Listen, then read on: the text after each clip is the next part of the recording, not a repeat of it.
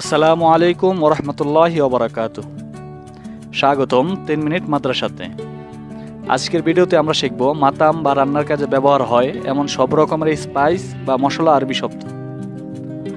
মূল ভিডিও শুরু করার আগে অনুরোধ করব লাইক, কমেন্ট ও শেয়ার করে আমাদের সাথে থাকার।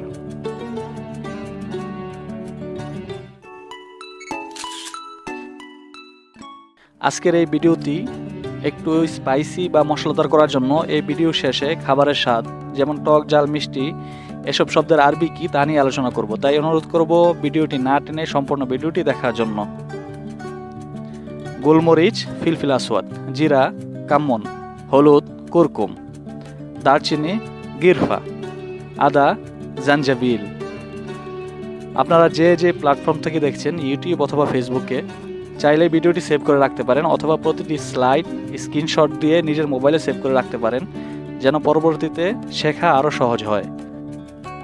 এলাচ, হেল, লবঙ্গ, মিসমার, জয়ফল, জাউজ আত-তাইব, তেজপাতা, ওরাক আর গার, জাফরান, লাল মরিচ, ফিলফিল আহমার, জাল মরিচ, ফিলফিল হার, মরিচ, ফিলফিল, যে কোনো মরিচকে আরবিতে ফিলফিল বলা হয়, মরিচের গুঁড়ো, বাহারাত ফিলফিল, মেথি, হেলবা, কালো জিরা, হাব্বা সৌদা, তিল, সিমসিম, সরিষা, খারদাল, মৌরি, শাম্মার, ধনিয়া, কুজবারা, রসুন, তোম বা তোম, চাল, আদাস, চাল, রোজ, তেল, জেদ, পেঁয়াজ, বাসাল। এখন আমরা শিখব খাবারের বিভিন্ন স্বাদ, যেমন টক, ঝাল, মিষ্টি, নোনতা, হালকা খাবার বা নাস্তা, ভারী খাবার অথবা চর্বিযুক্ত খাবার। এগুলোকে এক কথায় আরবিতে কি বলে?